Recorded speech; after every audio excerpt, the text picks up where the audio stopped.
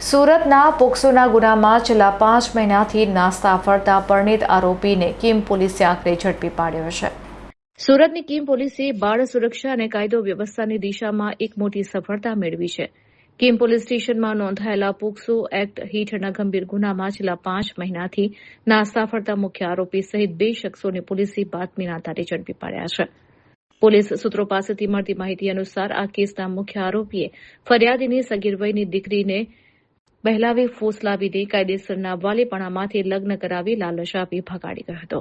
આરોપી પોતે પરણિત હોવા છતાં તે હકીકત છુપાવતો હતો.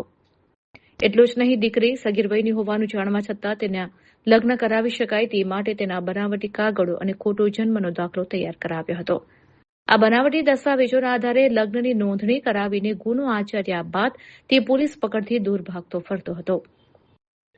આ ગંભીર ગુનાના નાસ્તા ફરતા આરોપીને ઝડપી પાડવા માટે કિમ પોલીસ સ્ટેશનના પીઆઈ પીસી સરવૈયાની સૂચના હેઠળ પોલીસ ટીમે ચોક્કસ દિશામાં તપાસ શરૂ કરી હતી.